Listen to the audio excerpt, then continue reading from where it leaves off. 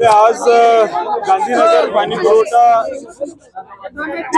गांधीनगर पाणी पुरवठा योजनेच्या दिरंगाईसाठी घागर मोर्चा हा आम्ही MGP ऑफिसवर या ठिकाणी घेऊन आलो होतो आणि खऱ्या अर्थानं 2022 ला ही योजना मंजूर झाली आणि अजून देखील 27 महिन्याची मुदत होती आणि 4 वर्ष झालं ही योजना पूर्ण करण्यात आलेली नाही। आम्हा सगळ्यांना एक मनामध्ये शंका आहे, या वर्षभरात म्हणावं तशा फार बैठका झालेल्या नाहीत असं लोकांचा आग्रह होता।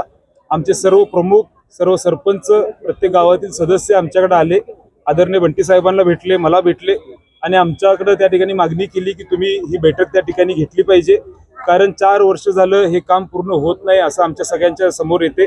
डिस्ट्रीब्युशनचं काम, जे पाईपलाईनचं काम आहे ते प्रत्येक गावातून त्या ठिकाणी करायचं आहे, ते काम देखील पूर्ण केलेलं नाहीये।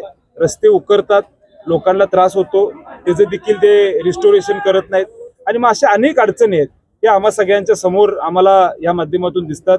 आमची विनंती आहे की तुम्ही आमच्या बरोबर येऊन बैठक घ्यावी। मग आम्ही मागच्या 8 दिवसांमध्ये याची बैठक घेतली आणि एवढं दिरंगाई का होते हा प्रश्न विचारल्यानंतर आमच्या लक्षात आलं की ह्यांच्याकडे लोकच नाही आहेत मेगा इंजिनिअरिंगकडे, अशा पद्धतीचं उत्तर प्रशासनाने दिलं। आज 32 टाक्या या पूर्ण झाल्या पाहिजे होत्या, त्यातल्या 6 टाक्या या ठिकाणी पूर्ण झालेल्या आहेत। अनेक ठिकाणी पाईपलाईनचं काम रखडलेलं आहे आणि हे काम का रखडले हा प्रश्न विचारल्यानंतर प्रत्येक वेळी गोड बोलायचं आणि कारणं काढायची अशी शंका आमच्या मनामध्ये येते। आम्हाला एक शंका आली, म्हणलं ह्याच्यावर काय राजकारण होते का? आज जर आपण विचार केला तर हे वर्षभरात फार बैठका झाल्या नाहीत असं प्रशासनाचं उत्तर आम्हाला होतं। मी म्हणलं ही योजना ही या 13 गावातील लोकांसाठी आपण आणलेली आहे। 3 लाखहून अधिक लोकांना याचं पाणी स्वच्छ आणि मुबलक पाणी मिळणार आहे आणि मी योजना आणत असताना आमच्यामध्ये कुठलंही राजकारण मनामध्ये नाहीये, आम्ही श्रेयवाद करत नाही। माझी अजून देखील या सरकारला विनंती आहे, नारळ तुम्ही फोडा काय हरकत नाही, पण किमान आमच्या लोकांना पाणी द्या।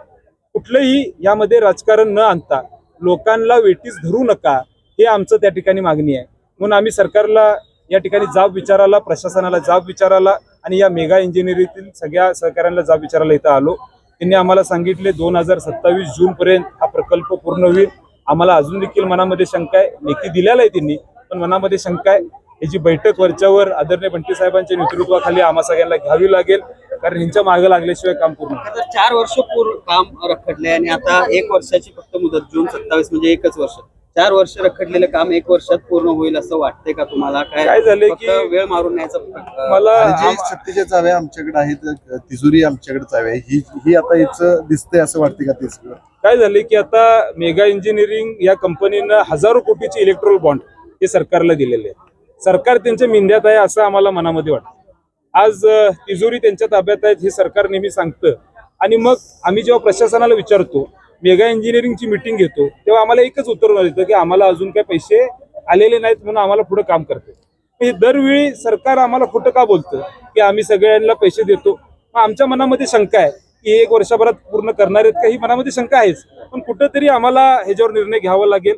आणि मी एवढं नक्की सांगतो, या महायुती सरकारला येणाऱ्या पुढच्या काळामध्ये जर हे काम वेळेत पूर्ण झालं नाही तर या 13 गावातील लोक हे निश्चितपणे तुमच्या विरोधात ताकदीनं या कोल्हापूर जिल्ह्यामध्ये उभा राहतील आणि दक्षिण मतदारसंघामध्ये 13 गावातील लोक या महायुती सरकारला श्राप दिल्याशिवाय राहणार नाहीत, एवढं निश्चितपणे सांगतो। असंवेदनशील